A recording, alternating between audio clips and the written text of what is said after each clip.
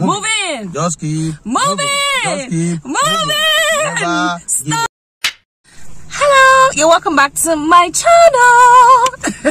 yes. If you're an OG on this channel, you already know this face. This is my Oga the top. Oga pata of them. Oh, hey, the latest. Okay, let me reserve it. You are going to find out. Okay, so today we're going to be addressing something very, very vital in our Nigerian system right now. So if you're a Nigerian watching this video, you want to grab a cup of tea, because we're going to be spilling in some real truths, raw and direct as it can be, and I believe you're going to be learning a lot from this session. So with me here is, introduce yourself, sir. My name is Joel. Yes, sir. Sir, can you project a little bit more? My name is Joel. Yes, sir. You're a Nigerian, yes, who is always concerned about Nigerians and Nigeria. Concerned about the progress and the betterment of this our beloved country. Yes. Okay. So what do you do? What's your field of endeavor? My field of endeavor, I am a researcher, okay, a consultant, a data analyst, a project manager.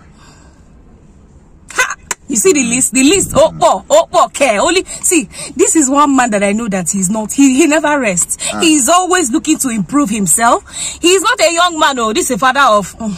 Let us not go there. But he is always. We are still running.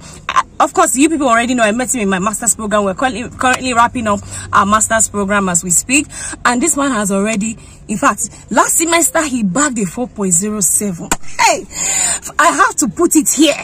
So to encourage one young person there who is saying, oh, giving excuses why they cannot achieve their dreams, when there are people with family responsibility, work responsibility, that are still smashing it in the academic industry. So there is no excuse. If he can do it, you too can. I'm also talking to myself, because hey, somehow we belong to that category, you know. All right, so today we're going to be talking about something very important. Like I said, we're going to be talking about how insecurity, unemployment is now the order of the day in Nigeria, and how we can curb this nightmare called unemployment and insecurity. So what do you have to say about this? Insecurity is a global problem, but every global problem is a local problem. Why is it local? The problem, the society, the people in that society feel it more. So the problem in Nigeria, yes, the America will hear about it, but we feel it in Nigeria. So insecurity is so much in Nigeria that we begin to look at what is the reason for insecurity in Nigeria. Why are people kidnapping? Why are people turning themselves to terrorists? Why?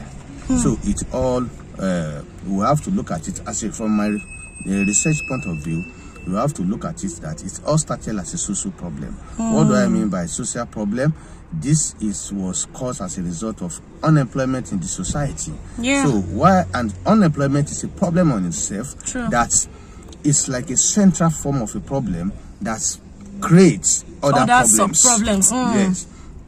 As a result of unemployment, that is when you see people sitting down doing nothing. When they are not doing anything, they begin to think of so many evil, because we say an idle man is the devil's workshop. So, and why are people unemployed in Nigeria? It's because they are not employable. Why are they unemployable? Because our curriculum is bad. Yes. The curriculum that was handed over to us. I wish you can say this twice, but the curriculum that was handed over to us by the military, by the colonial masters as far back as 60, is what we are still using up to today. And as we talk today, we're in knowledge-based economy. Yes. You are in knowledge-based economy in the sense that whatever you can do, that is what will fetch you money. Yes. That is what you should get. So our curriculum from universities, from higher institutions, even from secondary school, should be creative. Should be a kind of curriculum that will be thinking-based, critical thinking-based. Yes. A kind of curriculum that would engage you to become an entrepreneur. Yeah, so that is the aspect. You should be thinking of creativity at this level. Yes. That is the only way we can reduce unemployment in Nigeria. So if unemployment is reduced, people will not be engaging in all these vices. How can you be doing kidnapping? How can you be doing yahoo? How can you be doing prostitution? They call it also in the southwest. Yes. How can you be doing all sorts of things if you have a viable job? If that you have a viable, sustainable source of income, you will not even want to taint your character, your integrity, and personal dignity. You will not even want to have anything to taint it. Yeah. So we must address this issue of unemployment, and it has to start from our secondary school. There must be a technical school at secondary school level where they will teach people how to do things, and our orientation, our mindset must also be changed. What do I mean by that? A situation whereby someone who is already in year 1 that just started school is already thinking, if I finish, I want to work in bank. If I finish, I want to work in federal government. If I want to finish, I want to do this. We should start thinking of what problem can I solve with this program I'm running. Oh, I'm doing electrical. What is the problem that is confronting power sector in Nigeria? In what way can I solve it? Even while you are in school, you can start making money if you can solve problem. Nigeria is a virgin land. Virgin in the sense that virgin for economy, there's money in Nigeria. There's a lot of opportunity to make money in Nigeria. If only and only we can use think of how to solve problem. Anywhere that we have problems, people can always tap into it and make a lot of money. So we should be thinking of entrepreneur in Nigeria. We should be thinking of creating more of middle class. There is a wide gap between the poor and the rich. There is no middle class in Nigeria, and these are the one of the issues that we need to look into. Yes. So thank you so much for your contribution. I really appreciate. So but the part that really got to me is that foundational problem that we all have whilst we're growing up in the education system, whereby we're only prepared for the career world. Nobody prepares us for the entrepreneur. Okay, so let me share my own story. So growing up, people who know me, my OGs, my secondary school and primary school, they never believed I can even be engaged in any form of business, because I was anti-business. Like, I was career focused. You know, I'm that kind of person who wants to just ace her academics. I say, I'm going to do masters, I'm going to do my PhD, I'm going to work in this so place. When I finish university and I don't see job with my very qualified correct result, there was no job. I said, okay, instead of becoming a liability, that was how I landed entrepreneurship. And trust me, I think that's one of the best decisions I have made in my entire life. So we have not, now I wasn't groomed that way. It was circumstance that made me to find entrepreneurship. So I believe that you too, circumstances can allow you, see, everything we do in life is a matter of choice. So because I was jobless, I can decide that, oh no, now Nigeria refuses to give me work. The next thing I want to do is start sleeping around. But I said no. The other option is entrepreneurship. I can also try it out. But the truth of the matter is, it was never easy, because nobody, I had two parents who were career people. My dad was working in university, my mom was a secondary school teacher. So I never saw firsthand how a father or mother can do business. I never had an idea. So you who has parents who are business people, you're privileged. It's like a stepping stone. You're seeing how these things work before you even get to that world. So some of us didn't have that opportunity. We didn't have that privilege. We saw our parents in the career, so we thought that that is the best out of life, until circumstances, you know, changed our mindset. And I believe that I want you to buttress about this entrepreneurship thing. A lot of people just think that entrepreneurship is dirty. Even me, when I see people who do entrepreneurship, like, is it not poverty mentality? They are lazy, they don't want to go to school, they don't want to read, they are looking for easy way out, they want to just enter. What? It's not the case. The people who are the movers and shakers, nobody has ever become a billionaire by any salary. I've been a liar. It's not possible. Please. Because they will never give you, what they can only give you is 10%, 1% of what you have contributed to the organization. You see, entrepreneurship, it is a kind of, it's a business, or it's when you are doing your job by yourself. It's when you control your job by yourself. It is when you make planning. Trust me, and there's nothing more beautiful. It is than when that. your reward, you are being rewarded appropriately, or your reward is proportional to your efforts. Yes. That is what we call entrepreneurship. Yes. Entrepreneurship is a process by which you work harder, you control everything about you, you take risk. Yes, you have to be able to take risks. Entrepreneur is you have to be a critical thinker. You have to think, you have to plan, you have to wake up in the middle of the night and start planning what to do, what to do, what to do, what to do. So entrepreneurship, it is the way. Yes, so even in the global world, in the Western world, America, UK, it is the entrepreneur. So, and even Dangote we are talking about is an entrepreneur. How many job in job? Elumelu is an entrepreneur. So, and the woman that is selling plantain by the roadside, she's an entrepreneur. So some of those women, you'll be shocked. They have 5 children. They train them to that plantain that they are selling. Yes. So if you want to go into entrepreneurship or entrepreneurial, you have to work harder. You have to. You must be. You can't be lazy. You must be a risk taker. So, but you will get more reward. money. You get your reward. Yes, yes. But there is no alternative to it in Nigeria as it is today. Government, if government tells you it's going to offer you job, yes, let me tell you, they are just deceiving you. The work is not there. You are saying it the way it is. Yes, there is no work there they want to offer you. Even the work, how much do they pay? So people, like a fresh graduate, how much? No, but seriously, what is the salary of a fresh graduate? What's the most organizations? How much do they pay?